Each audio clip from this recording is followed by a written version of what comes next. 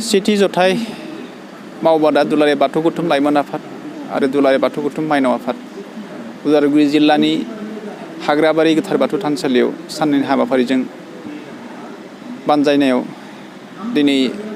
नैथि साननि हाबाफारि बे समाव सोलिबाय थादों आरो बे नैथि साननि हाबाफारिया सोलिनायनि गेजेरावनो जिहेतु बे समाव जोंजों बानजाय आफादनि बानजायगिरि बिथांमोना दङ। बे साननैनि हाबाफारिजों बिथांमोना बे हाबाफारिखौ सामलायलांनायावहाय बानजाय आफादनिफ्राय माबायदि साखाफारा जादों आरो बेसेबां थान्दै फैनो हादोंमोन आरो बे बानजायनायनि गेजेरजों बे दुलाराय बाथौ गौथुम लाइमोन आरो माइनाव आफादनि हाबाफारिखौ बिथांमोना बोरै मोनदांदों बेनि सोमोन्दै मोनथिनो थाखाय बे समावहा बानजाय आफादनि बानजायगिरि बिथांमोननिफ्राय गिबि नोंथांमोनखौ बारा लानाय गोरबाय। खुलुमबाय। जिहेतुके सेथि मावबादा दुलाराय बाथौ गौथुम लाइमोन आरो माइनाव आफाद साननै हाबाफारिजों उदालगुरि जिल्लानि हाग्राबारि बेयाव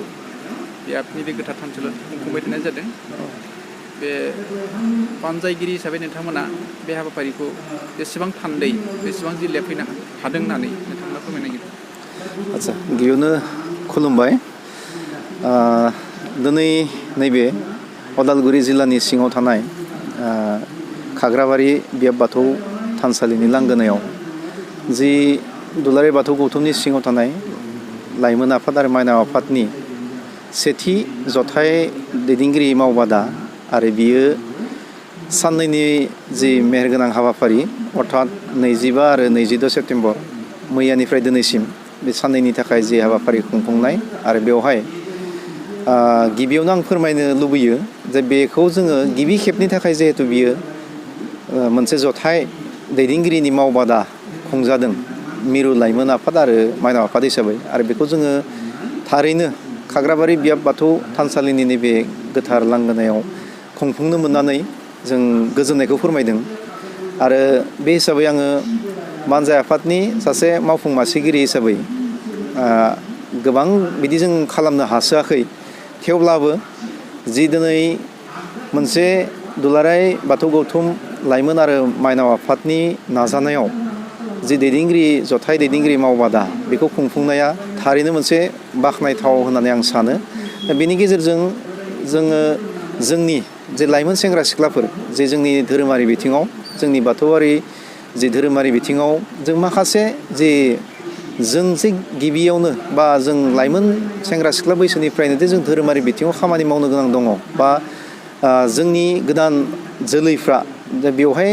ओंखारबोनांगोन खामानि मावनो ओंखारबोनांगोन धोरोमनि बिथिङाव जोंहा माखासे मोनथिनो गोनां बा जोङो सोलोंनो गोनां थाबाय दा बेखौ लानानै जि मोनसे सावरायनाय बा जि मोनसे जथाय दैदेनगिरि मावबादा लाबाय दा बेनि गेजेरजों आं सानो जों गोबां मोनसे बेनिफ्राय सोलोंनो हादों आरो बेवहाय जोबोर मोजां मोजां आयदाखौ लानानै बेवहाय जोंनि फुंखा सुबुंफोर बिथांमोनखौ लानानै बे मावबादाखौ लानाय जादों आरो बेवहाय जोंनि बाथौ धोरोमारि माखासे फुंखा सुबुं बिथांमोना बेवहाय बाहागो लानानै मोनफ्रोमबो हाबाफारियाव बिथांमोना बेसेन बहरा बिबुंथि लाखिलांदों बे बोसोन होलांदों आरो बेनि गेजेरजों आं सानो जे फैबाय थानाय समाव जों जुदिहे बेबायदि मोनसे जथाय दैदेननाय जि मोनसे जथुमा बा मावबादा बेखौ जुदि जों लांबाय थानो हायोब्ला निस्सय जोङो धोरोमारि बिथिङाव माखासे जोंनि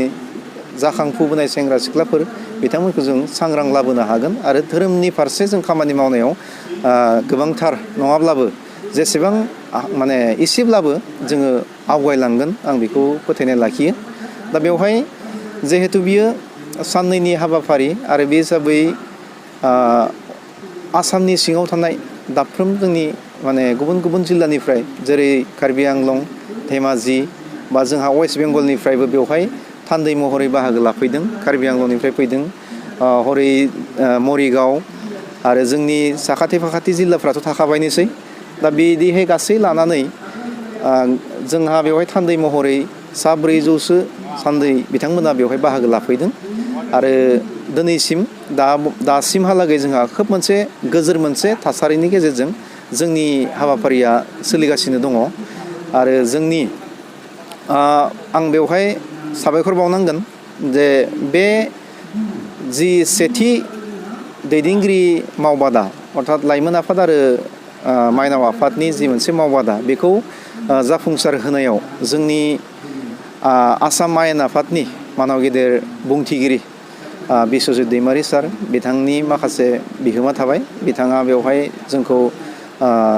जथेस्थ' खुंफुंनायाव जोंखौ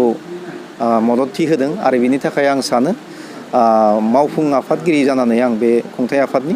बिथांनिसिम रोजा रोजा साबायखर बावहरदों आरो जोंनि ओनसोलनि रायजो राजा जोंनि बाथौ सिबियारि गासै रायजो राजा बिथांमोन आरो दाब दाब जिल्लाफोरनिफ्राय फैनाय जोंनि थान्दै महरै फैनो हानाय मानव गेदेर बाथौ सिबियारि दैदेनगिरि बिथांमोननिसिम आङो बानजाय आफादनि जानानै बिथांमोननिसिम रोजा रोजा साबायखर बावहरदों।